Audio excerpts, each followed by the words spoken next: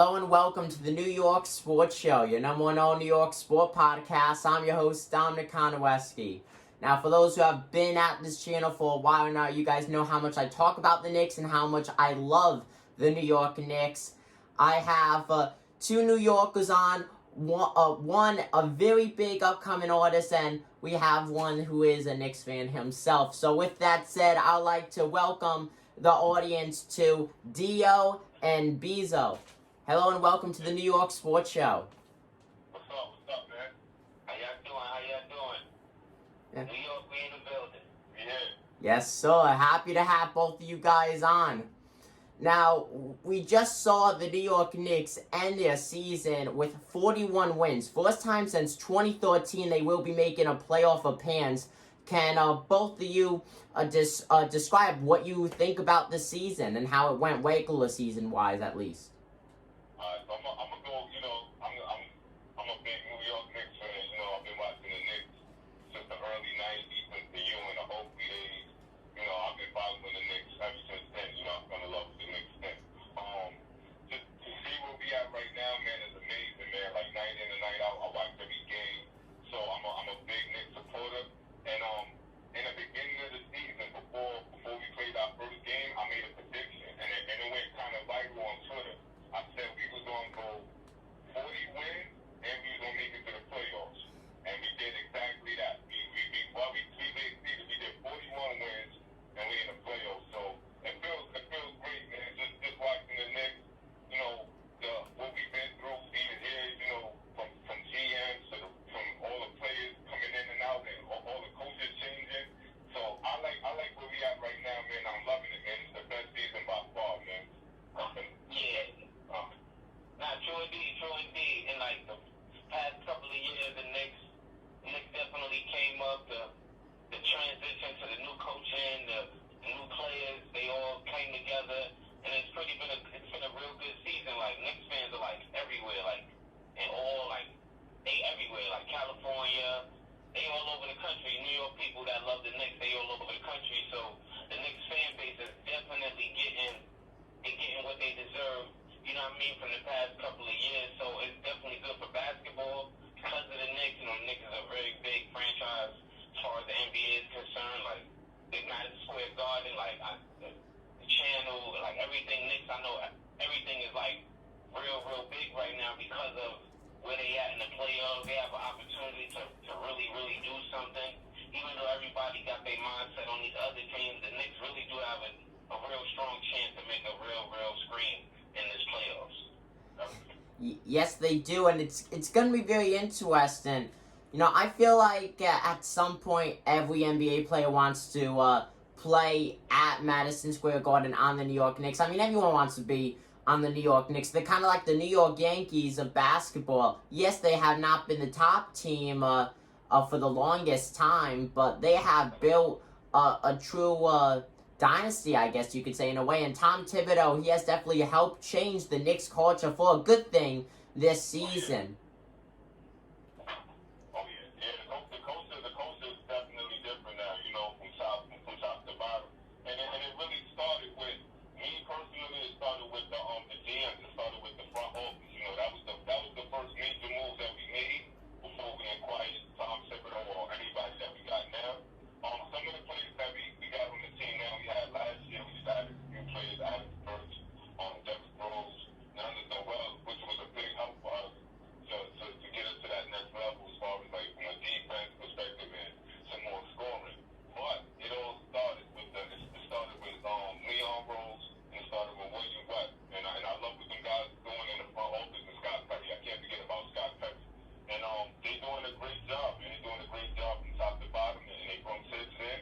And I knew that, Tibbs always had that reputation that he runs plays into the ground and this and that. But the thing I love about Tibbs, he keep all these players accountable, and he makes them play defense. And the last time I checked, defense. I was just about to say that they play defense. Yeah. I may cut you off, bro. I was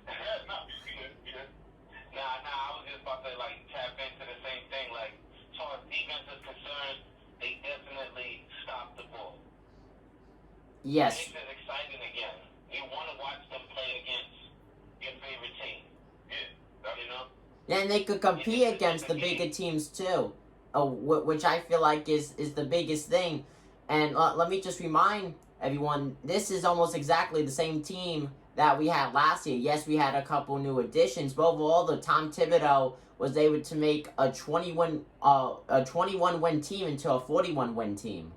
Yeah, and the biggest difference was it was Julius Randle. Julius Randle was 100%. actually the game changer because he came in this year with a different mindset. Last year it was just a lot of empty stats. He wasn't winning no games. He was putting up those stats, but he's putting up stats in a different way now. He's distributing the ball more. We're just getting our team, getting them off on the right game. I mean, on the right step when we play the game.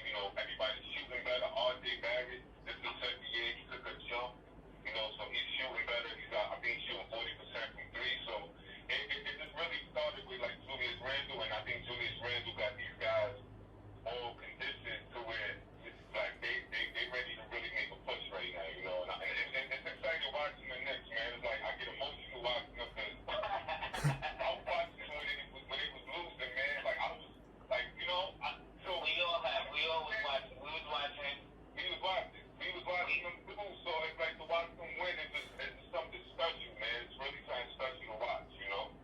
Yeah, and that goes to show though how big of diehard fans you are. I mean, even myself, no matter if they are having a winning season or a losing season, I always have my eyes glued to the TV.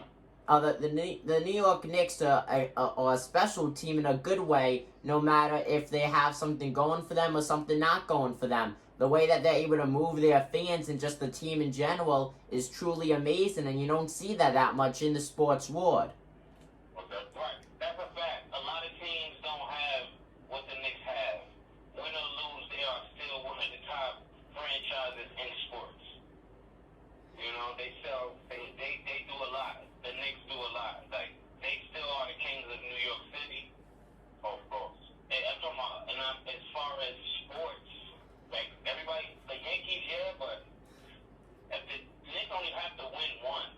Mm-hmm. They only have to win one championship, and it'll be ugly. Yeah. The city will go nuts. Nuts. I would like to say. Yes, it will go nuts. Well, 100%. I've never been to a parade for sports. I'm going to that. I feel like even Brooklyn Nets fans would go to that, to be honest with you, because that parade would be one of the best celebration parades that you would ever see in a lifetime. Yeah, sports. I think if the Nets was to win it, and they got a good chance to win it, but I don't think that they will have the same impact as the Knicks will win. The Knicks is just a whole different fan base, and every year I go to at least 2 or 3 games, and I went to all of the games when we was losing, and this year when every time we won this year, I went to 3 games this year. Every time we won this year, like outside, everybody keep celebrating like we won the championship or a red. Yeah, I can only imagine if we was to win the championship or even go to the Eastern Conference Finals. That right there would just have the city in an uproar. Yeah, it's gonna have fans going crazy. In the Eastern Conference Finals, the city will be. That would be awesome. It really would be. That's almost as big as the championship. Yeah, if y'all run into the net. Yeah. The battle for New York would truly take place. Oh, I'm making a song about that. Now, can I just say, biggest thing about the Brooklyn Nets and the New York Knicks is the Brooklyn Nets struggle against the big teams, win-loss wise, the big teams. The New York Knicks, they have beaten the bigger teams in the win-loss column, and when they do lose, though, they have been very, very competitive. That's something that we have not seen the Brooklyn Nets really fully be able to do during this season. Yeah, we've been having losses like where we'll lose like a point or maybe a possession, and we'll lose because of that. But for the most part, we have mostly lapse in judgment. Yeah. We haven't even been getting blown out this season, which is good. Last year, I mean, not even last year, we could go back to 5 years back, we getting blown out like every other game, and it's like my PTSD still bothers me watching them because I'm like, oh man, here we go. Yeah, here we go again, another blowout loss. And we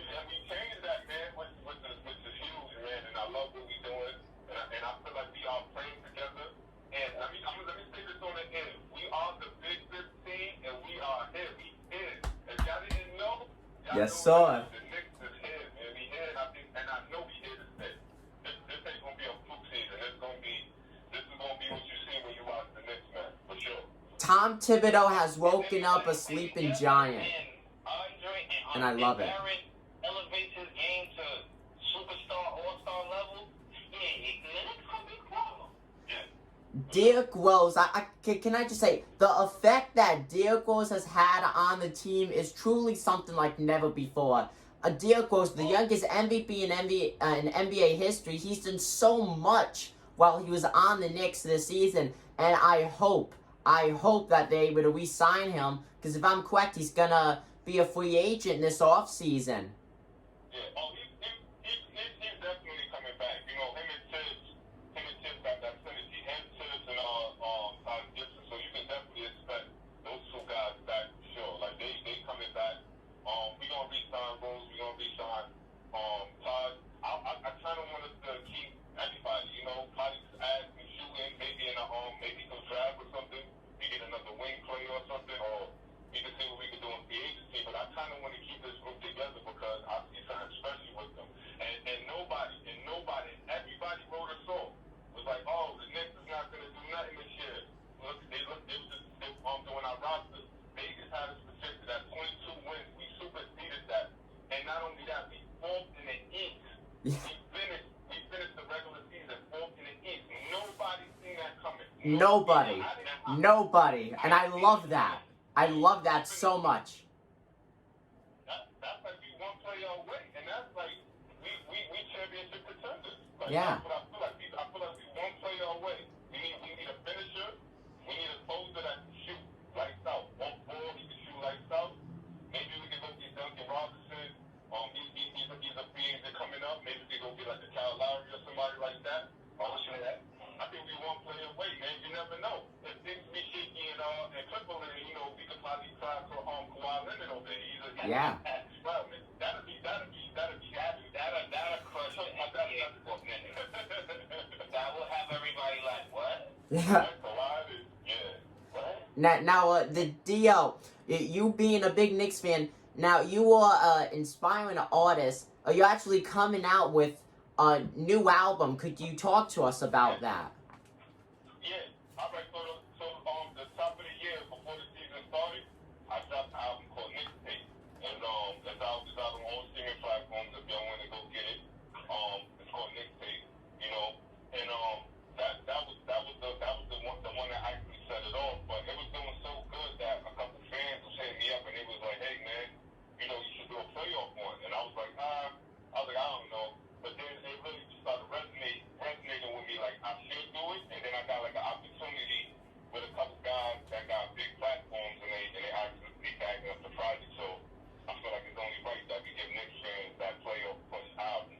100%. You gotta hype them up. Like it's for the NBA in general. I just want to put it out. You know, it's a great body of work. Yeah, it really is. You know, I've listened to the Knicks tape one. That will be in the link in the description below. Now, it really is a great album, folks. I highly recommend for you guys to listen to it.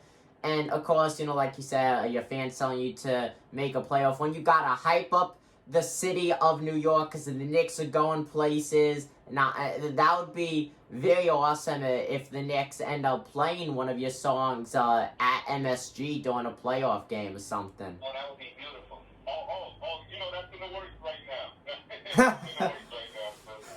But I always my guy right here, Bezo, because me and him worked so hard on this project. And I want to put it out there to the fans. We did not write one lyric on this album, not a word. Just organic, and it came together, and it's a beautiful thing, man. And I'll let him elaborate a little bit more on the project. Yeah, we definitely came together. He brought the project to me. He was like, bro, let's do some NBA music. He had the producer Evergreen. Shout out to Evergreen. He was supposed to be on here with us, but he had some family issues to deal with. He started sending us some beats. He dropped some beats off, and we kind of just went to work. You know, he did an intro record for another gentleman, and then he came with this playoff record. And after we made the playoff record, it just turned into more records, and the vibe just. And then when he would leave the studio, I still was hungry, and I just started making music as well. So it turned into a real great collaboration. All basketball, no cursing, no harsh language, no profanity. Everything basketball. Every line is basketball. Every single line is basketball. Every word was written between me and Dio, not the other artists, but as far as me and Dio, we didn't write not one word. Everything was thought of on the spot, recorded on the spot. So it was like pure synergy. Like he read what I was reading. Like he would hear me reciting my lyrics. I would hear him, and we would just bounce off each other. And I mean, and you know, I love making choruses. So it was like fun to just make basketball choruses. It was Yeah. It was a situational music thing. It was like it was different, and I enjoyed it. I know he did because we on this podcast right now, and it was a great experience. And I'm looking forward to doing more situational music, like more of these type of albums where we just dive into like sports, like the Knicks. I mean, any situation like regular rap, we kind of conquered that as far as musicians. So that's what this was about. It was a situational thing and we love basketball. Like we both played basketball as young kids, played in school. You know what I'm saying? And you know, rap was just what we chased, but basketball is in our souls, just like one of the songs say. Exactly. Yes, so 100%. Folks, like I said, everything will be in the link in the description below. Up and coming, I feel like is the best way to put it. Amazing music. You gotta listen to it. I feel like that's the best way I could say it to you. Know, you cannot say that you lived a complete life if you did not listen. If you have not listened to this music, it is so awesome. It hypes you up. It hypes you up, and that is true music right there, and I love it. We appreciate you. And like you said, it's going to be a great album. No cursing. It's going to be for the fans that love it. We got a Julius Randle song on there. You know, for the Knicks fans. We got different records, man. That's going to suit everybody. So it's going to be a great album, a great body of work, great artists that joined us on this project. And I can't wait to get it over to you guys, man, and let y'all really hear what we got going on. Yeah, 100%. Well, thank you guys for joining us here on the New York Sports Show. Once again, folks, that is Dio and Bezo. Thank you guys so much for giving me your time. It was great talking Knicks basketball with you and hearing about the album. No, thank you, man. Thank you. Thank you so much. We appreciate you. We appreciate your time. We appreciate all the fans, especially Knicks fans. We appreciate, you know what I mean, Evergreen. Shout out to all the other artists that was on the Project Bravo, A-Train, Rockstar Evening. Shout out to Bezo House. Shout out to my guy Dio, the whole BX, New York. We here, bro. We here. Yes, so thank you guys very much.